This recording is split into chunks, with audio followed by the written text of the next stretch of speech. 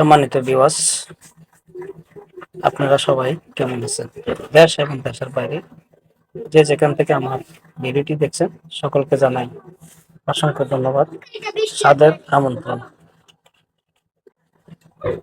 দেশ এবং দেশের বাইরে সকল প্রাণপ্রিয় ভাই ও বোনদেরকে আমি আহ্বান করব এবং আমার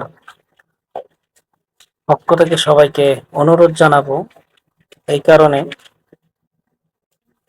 একজন মা সন্তানকে বাঁচাবার জন্য কতটা চেষ্টা, কতটা উৎসাহ এবং কতটা দক্ষতা ব্যয় করতে হয়, বা একজন সন্তানকে পৃথিবীতে ফিরিয়ে আনার জন্য তার মা কতটা কষ্ট, কতটা পরিশ্রম, এমন কতটা দুঃখ করতে হয়, তা হয়তো আপনারা যারা গর্ভধারিণী মা, যারা সন্তান ধারিণী মা, যারা সন্তান দুনিয়াতে এনেছেন বা দেখেছেন বা সন্তানকে মানুষ করেছেন, একমাত্র তারাই বলতে পারবেন একটা সন্তানকে পৃথিবীতে বাঁচানোর জন্য কতটা চেষ্টা, এমন কতটা কষ্ট, কতটা দুঃখ একজন মা করতে হয়।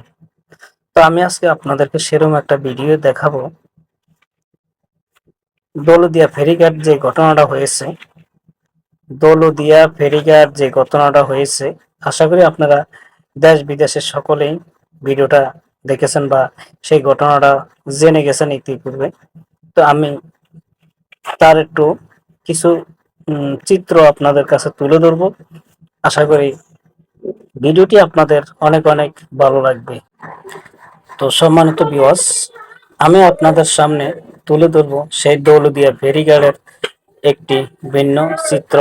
আশা করি আপনাদের কাছে এই চিত্রটি খুবই ভালো লাগবে, এই ভিডিওটি খুবই ভালো লাগবে। আর যদি কোথাও না কোথাও এই ভিডিওটি ভালো লেগে যায়, আর একজন মা একজন সন্তানের জন্য কি করতেছে সেইটা অন্তত দর্শকের দেখার জন্য আপনারা ভিডিওটা শেয়ার করে দিয়ে পাশে থাকবেন।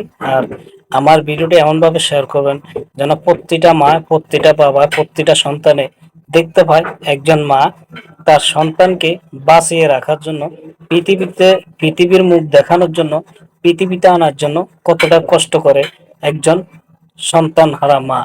তো আপনারা এই দৌলতদিয়া ফেরিঘাটের এই ঘটনাটা দেখেছেন, কিন্তু আজকে ভিন্ন ধারণার এই ঘটনাটা দেখবেন যে একজন মা একজন সন্তানকে বাঁচানোর জন্য কতটা কষ্ট এবং কতটা পরিশ্রম করতেছে। আশা করি আপনারা ভিডিওটি দেখলে বুঝতে পারবেন কতটা পরিশ্রম করতেছে একজন মা একটা সন্তানের জন্য। তো ধন্যবাদ, ভিডিওটি দেখতে থাকুন। যদি ভালো লাগে লাইক, কমেন্ট, শেয়ার করে সবাইকে জানার সুযোগ দিবেন, দেখার সুযোগ করে দিবেন। ধন্যবাদ সবাইকে সাথে থাকার জন্য।